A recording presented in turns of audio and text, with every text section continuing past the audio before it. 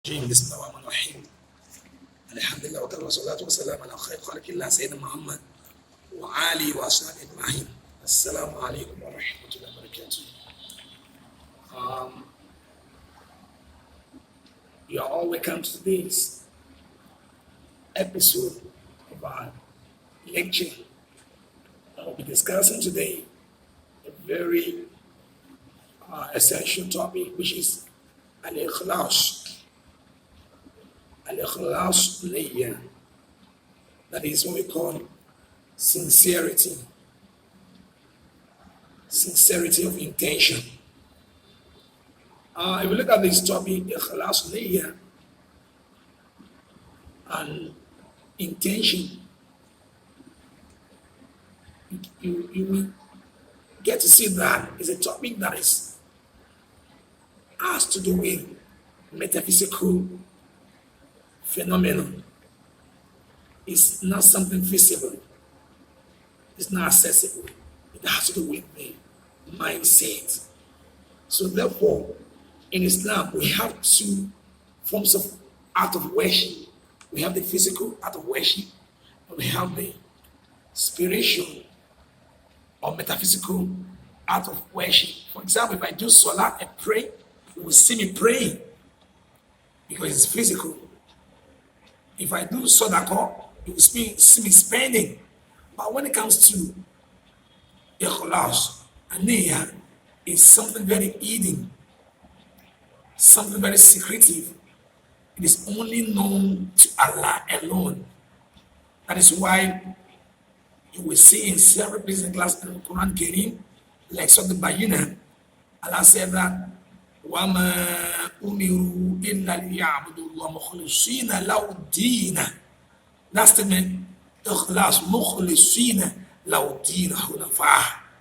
Allah said, we never command them to do anything save to worship Allah alone and dedicate the worship sincerely to Allah alone.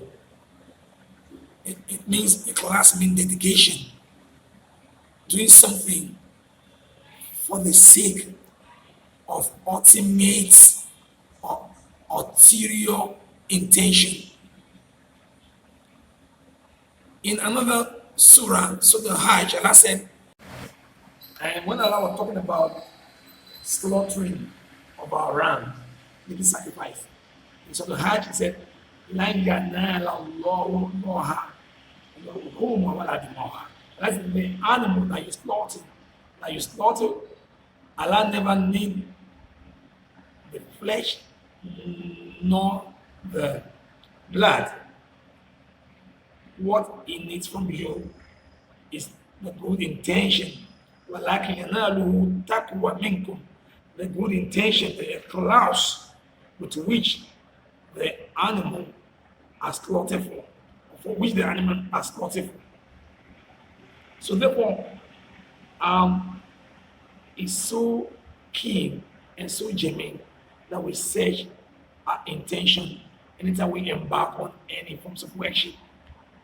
And this intention we're talking about is something that has to do with the mind. موضعها ومكانها والقلب. And that is why intention, because of the nature of the qalb, the soul, can change anytime.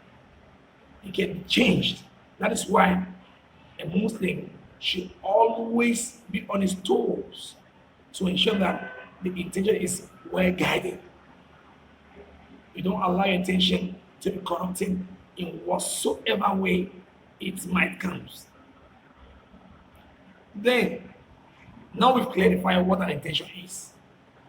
Secondly, this intention we're talking about is what Allah will consider for your deeds to be accepted, for deeds to be rewarded. Rasulullah told us that in Allah la yanzuru ila suwarikum wa ajsamakum.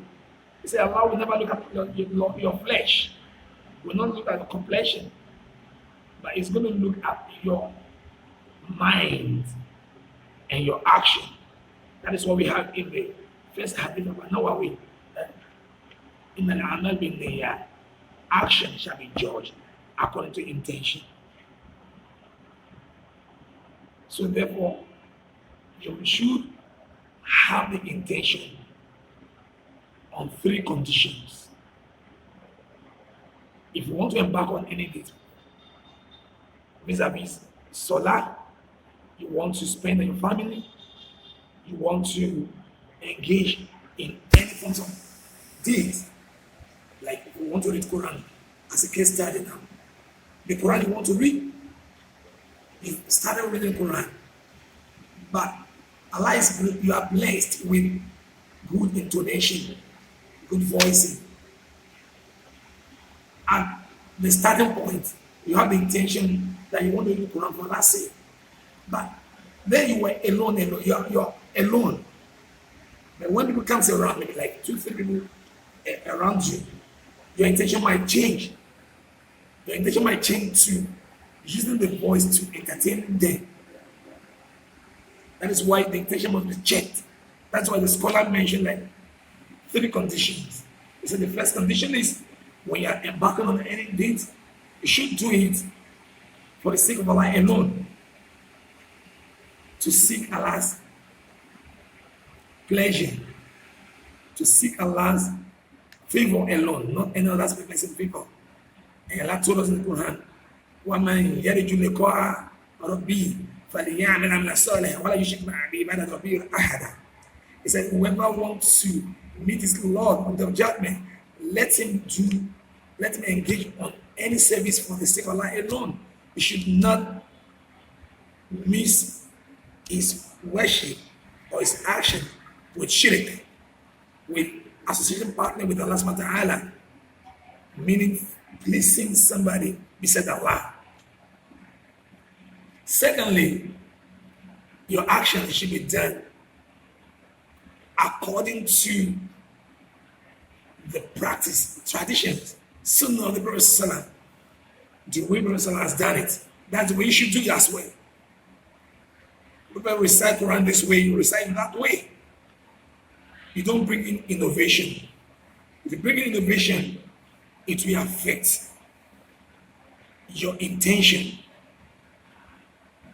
That is why Rasulullah said that alaykum bi sunnati taraktu bikum amrayn, I've left behind for you 2 ways.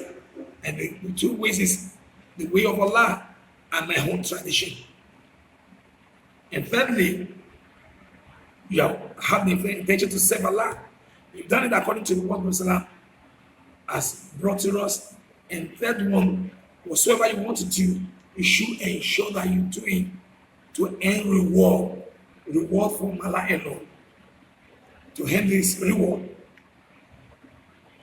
So this is one of the key things we do when it comes to intention. Now, how do we ensure that when we embark on any date, we safeguard and protect our intention? How do we do that? 1, as a Muslim, you should see any action you want to engage in as action that is not up to task. Don't see it as you've excelled. When you see that you've excelled in any action, that action you will be overbearing, you will be overzealous. And that was what happened to Shaitan. Shaitan was overzealous, and Allah destroyed all his deeds for him. As a Muslim, you should always look at your deeds, your action, as something inferior. When you see that as an inferior action, it will enable you to want to do more, to want to improve. But you see it as something superior, and you relax.